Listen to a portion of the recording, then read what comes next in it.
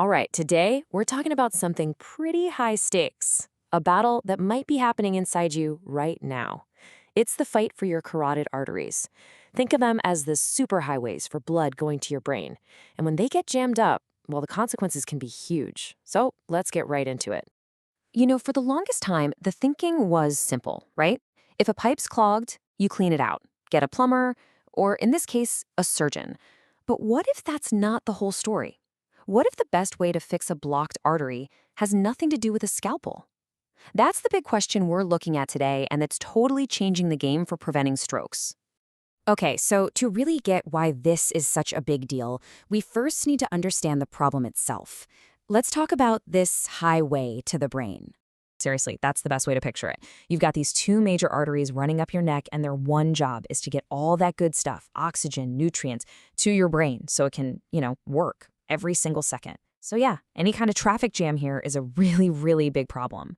And that traffic jam, it has a medical name, carotid artery stenosis. All it means is that those highways are getting narrow, they're getting blocked, and what's blocking them? Usually it's this buildup of gunk, this fatty stuff called plaque. And the stakes here are, wow, this one condition is behind about 10% of all strokes. That's huge. And take a look at this. This ultrasound image just makes it so clear. See where that arrow is pointing? That's it. That's the plaque. You can literally see it squeezing the artery shut, creating this dangerous bottleneck. Not a lot of room for blood to get through there. So this whole process has a name. It's called atherosclerosis. And look, this isn't something that happens overnight. It's more like a slow-motion car crash happening over years and years.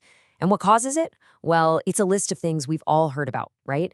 High blood pressure, smoking, high cholesterol, they all beat up on the artery walls and give that plaque a place to stick and just keep building. So you've got this physical blockage. It makes sense that for a long time, the solution was also physical.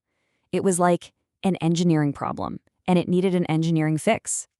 The logic was just super intuitive. There's gunk clogging the pipes, so let's get a surgeon in there to physically scrape it out. This whole procedure is called a carotid endarterectomy. And for ages, this was the gold standard, especially for people who hadn't actually had a stroke yet. And hey, the numbers backed it up. I mean, if you didn't have any symptoms, surgery could slice your annual stroke risk in half. We're talking from about 2% down to 1%. A 50% drop is nothing to sneeze at. And for a long, long time, that was the best we could do. But, and this is a big but, it's still major surgery with all the risks that come with it. Okay, but this is where the story gets really interesting. A completely new way of thinking started to take hold, an approach that wasn't about just scraping away the plaque, but something much deeper.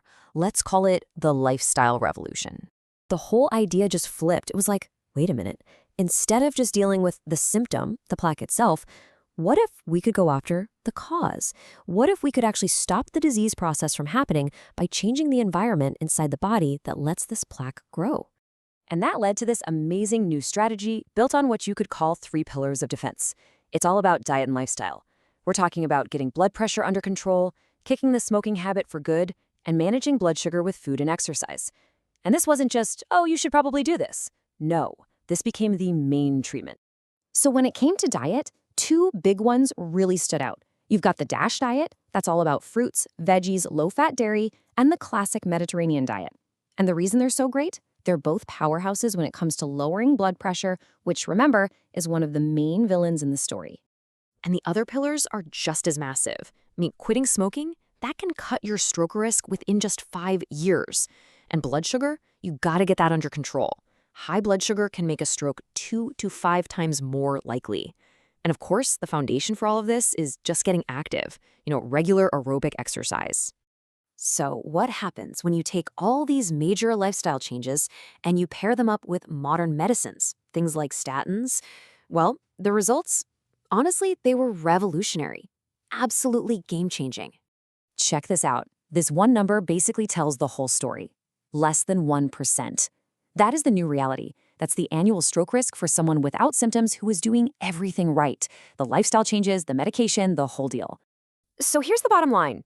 Just by getting a handle on diet, blood pressure, and all those factors, we can push that stroke risk down to a number that, frankly, we never thought was possible before.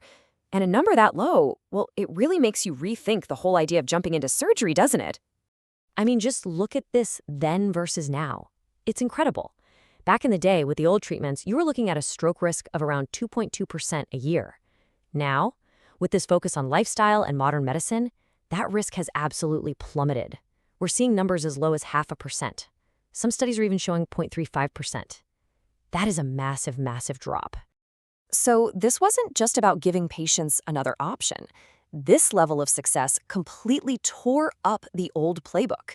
It forced doctors to rewrite the rules on how to even approach this disease. Think about it. When you can get results this good without ever picking up a scalpel, you have to completely reevaluate everything. The whole risk versus reward calculation gets turned on its head. The old blueprint for treatment just didn't work anymore. It had to be redrawn completely.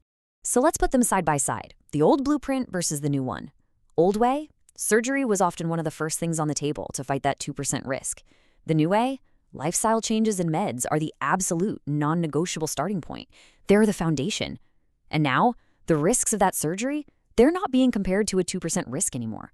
They're being compared to a risk that's already under 1%. And really, this is the key takeaway of the whole thing. This new approach is so effective that the bar for even considering surgery has been raised way, way up.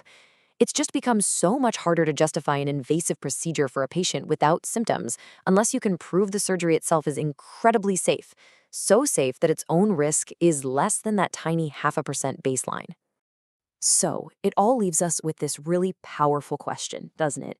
Is the future of medicine less about what happens in the operating room and more about what we do in our daily lives? This whole story of the carotid artery seems to suggest that maybe the most powerful tools we have aren't scalpels at all. Maybe they're found in our kitchens and in the choices we make every single day. Something to think about. Thanks for joining me.